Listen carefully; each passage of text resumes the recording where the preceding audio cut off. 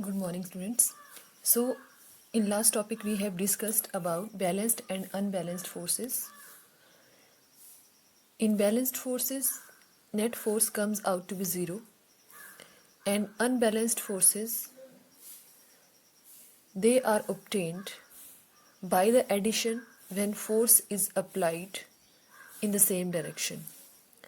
And unbalanced forces, they are obtained by the net force in that case is obtained by the subtraction when force is applied from two opposite direction, right? So after this, now we will discuss about the types of forces and basic idea about the force, that force comes into play when there is particular interaction between the two different bodies, then force will come into play. So now types of forces, broadly they are of two types. First one, contact forces, and second one, non contact forces. So as the name indicates, contact forces means when there is physical contact between the two interacting bodies, then that forces are called contact forces. And in non-contact forces, there is attraction but no physical contact between two interacting bodies. Okay, so first we'll take the contact forces. So as I told you earlier, that these forces will result when there is physical contact between two interacting bodies. Examples are like muscular force, frictional force, resistance force, and so on. Okay, all these are the examples of these contact forces. If I talk about the first one, that is muscular force, you have seen in your daily life observations this type of force, like whenever we do action with our muscles, and that action with the help of muscles is responsible for any kind of motion. That force is called muscular force. For example, you have seen animals like bullocks, horses, camels. They are pulling the different carts, right?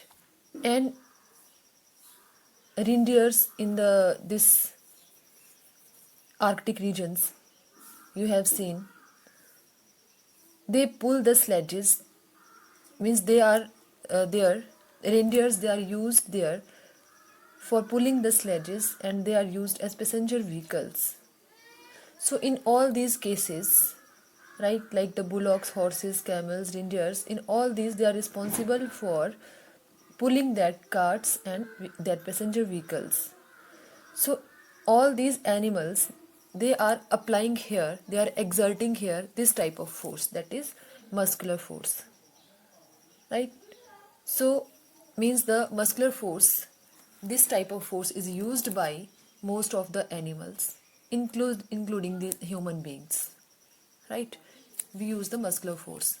Second one is the frictional force. Now frictional force means, you have seen a particular ball that rolls over the ground. Slightly it will move, then gradually it slows down and comes into rest, right? So here, which type of force is here? That is frictional force.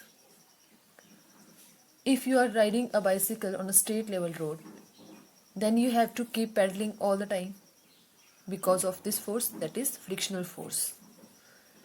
Because here this force acts between the two objects, right? And we will discuss this in detail in next chapter, friction.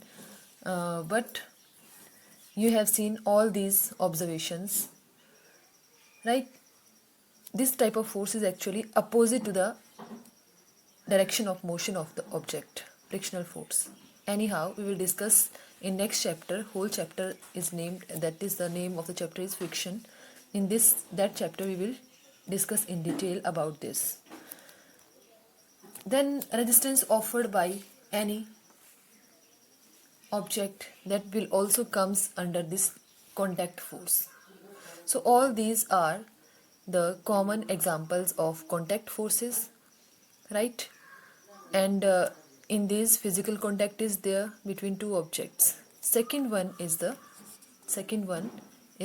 this one, that is the non-contact force. Means here action will be but at a distant force, that is called non-contact force.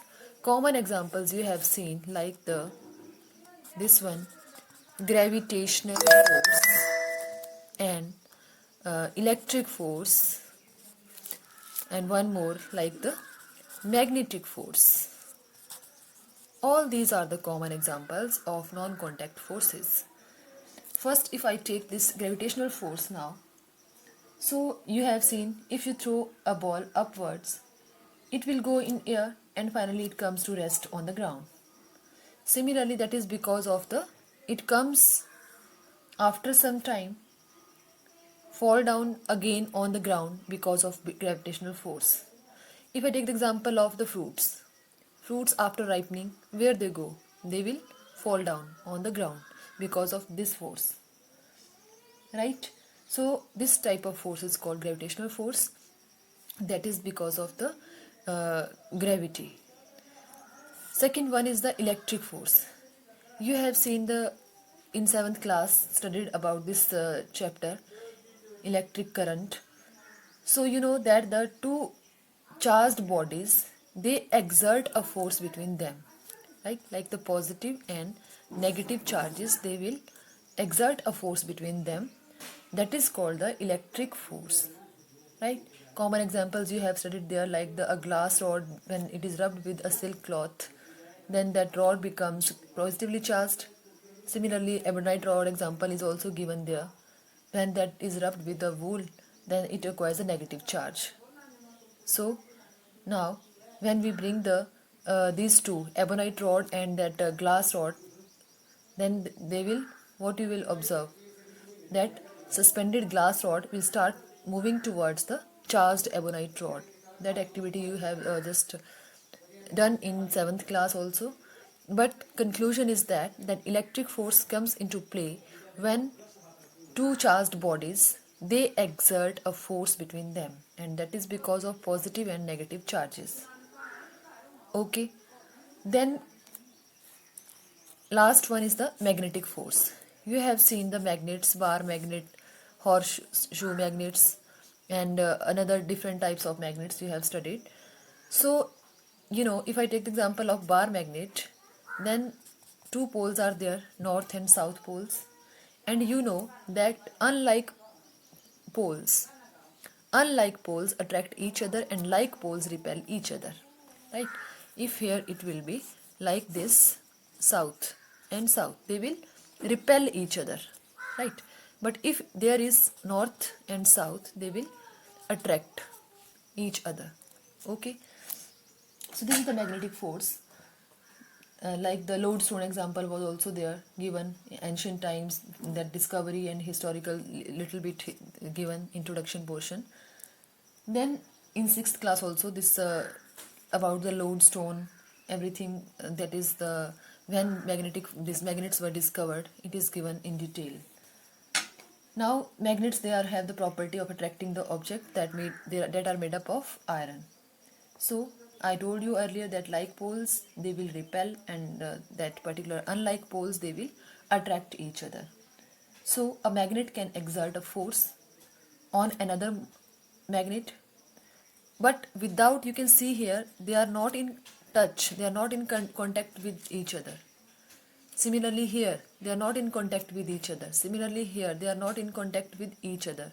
So in all these cases, means when there is not there is no physical contact between the two objects, that is called but action is there at a distant force. That type of force is called non-contact force.